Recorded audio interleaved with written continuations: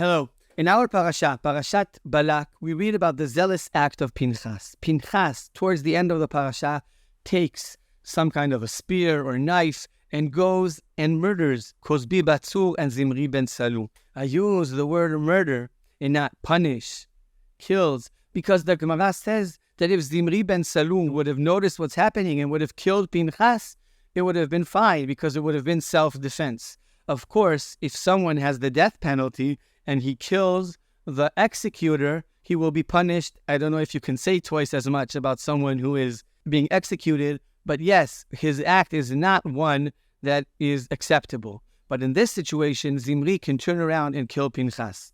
Why is this? Because this act of Pinchas is one that is not objective punishment that is deserved to Zimri, but rather this is an act of spontaneous zealousness. But it's okay in this situation.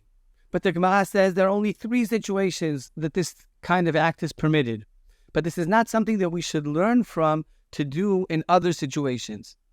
The idea of zealousness is something which is in halakha and the Torah and Chazal taken and try to turn it to be as minor as possible.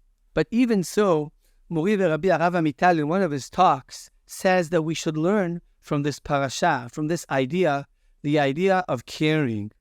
The idea that when we see something wrong, when we see something problematic, when we see something spiritually wrong, we shouldn't be apathetic towards it.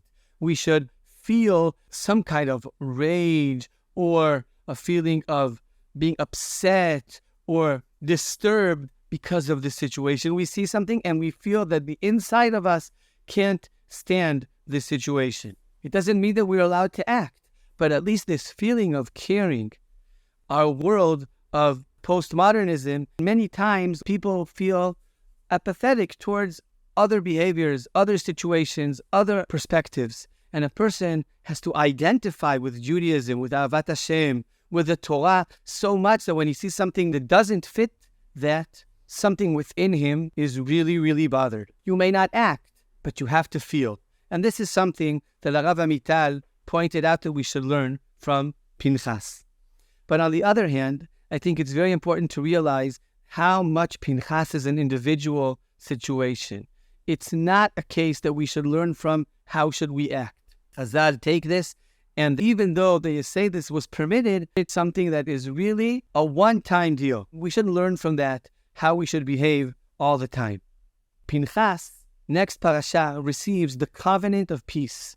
Rav Lichtenstein Zatzal explained that this is because Pinchas behaved violently. And when someone behaves in such a violent manner, it is something that he might, chas v'shalom, get used to.